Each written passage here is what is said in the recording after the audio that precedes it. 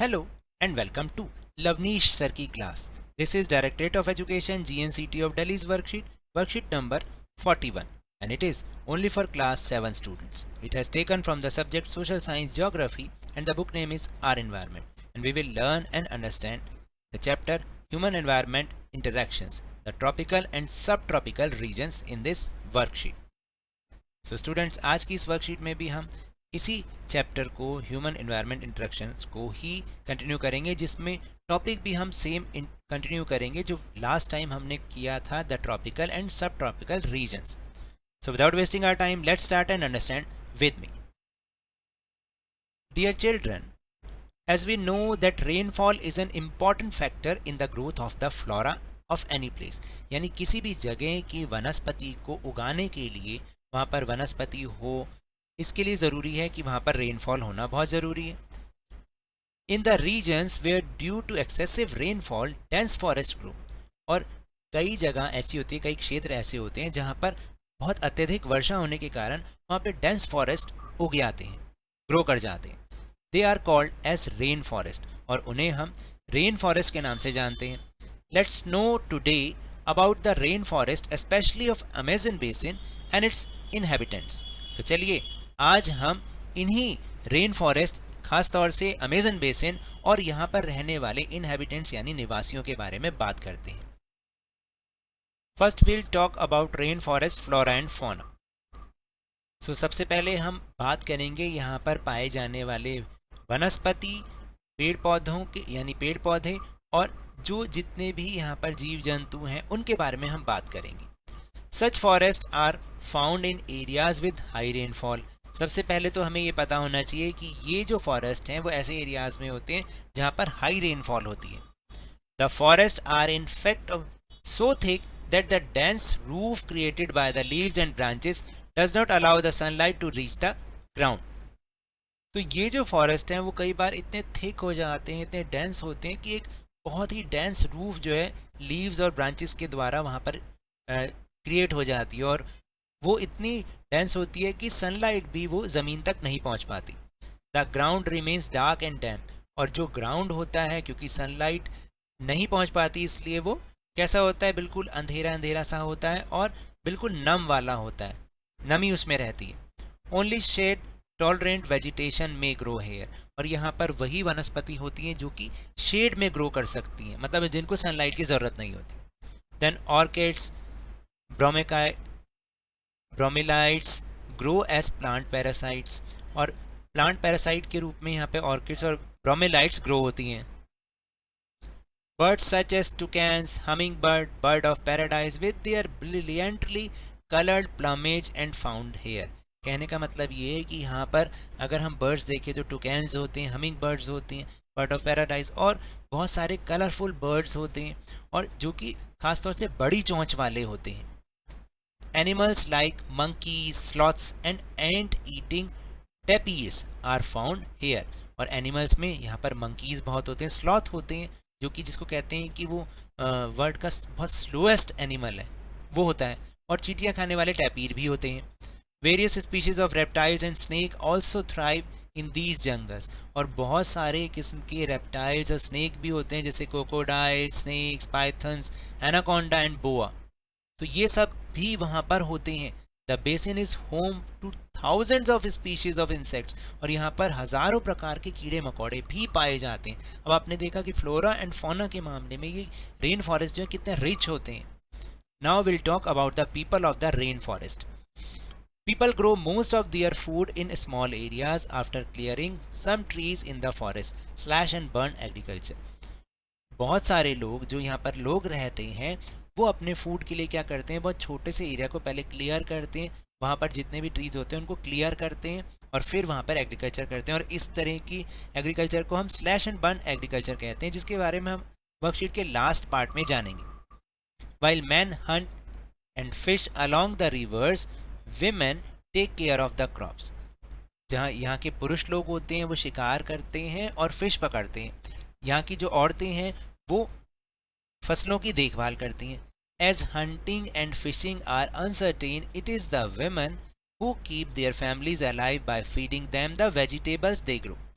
क्योंकि यहाँ पर हंटिंग और फिशिंग जो अनसर्टेन यानी अनिश्चित होती है कि मिले तो मिले वरना ना भी मिले, इसलिए जो औरतें होती हैं उनके द्वारा जो फसलें उगाई जाती हैं, वो जो सब्जियां उगाती हैं, उन्हीं से ही उनकी फैमिली का भरण पोषण होता है। The staple food is manioc, also known as cassava, that grows under the ground like the potato। और यहाँ का जो मुख्य भोजन है वो मैनियोक है, जिसको कसावा के नाम से जाना जाता है, और जो कि अंडरग्राउंड होता है, मतलब ग्राउंड के नीचे होता है, जैसे कि पोटैटो होता है। Besides these tapioca, pineapple and sweet potato is also grown.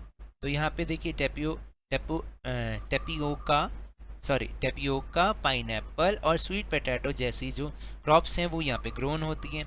They also eat queen ants and egg sacs, और जो यहाँ के लोग हैं ना वो चींटियाँ खाते हैं और उनके अंडों को भी खाते हैं, अंडों के जो कोश ऊपर जो बना होता है ना उसको भी खा जाते हैं।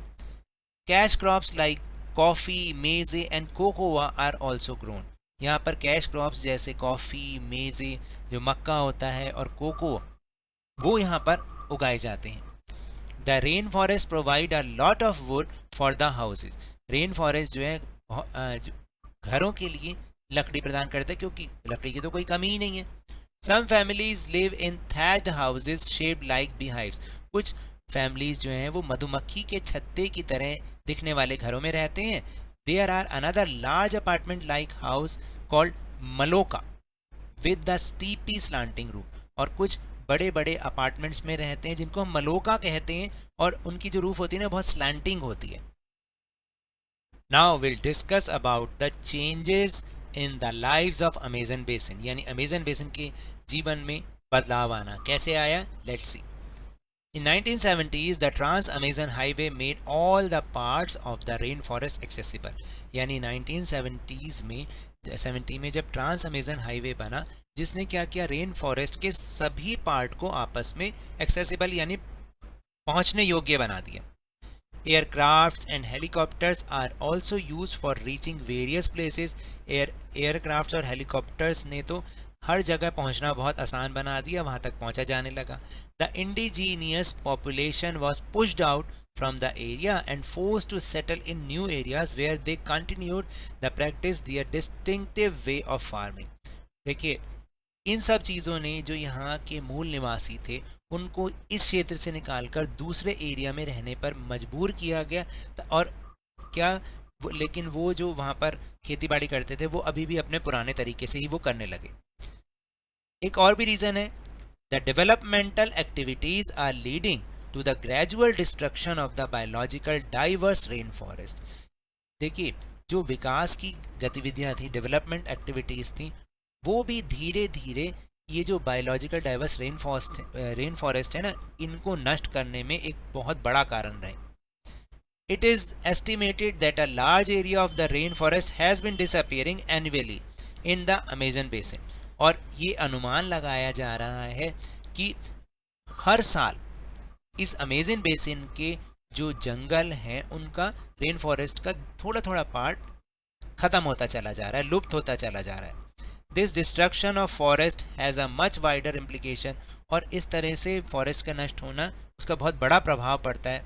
The top soil is washed away of the rainfall and the lush forest turns into a barren landscape. और इससे क्या होता है कि जो सॉइल की ऊपरी जो टॉप लेयर होती है ना, जो कि फर्टाइल होती है, वो बह के चली जाती है पानी से, और क्या होता है, धीरे धीरे वो जगह बंजर भूमि बन जाती है। अभी ऊपर हमने डिस्कस किया था स्लैश एंड बर्न एग्रीकल्चर, क्या होता है, लेट्स सी।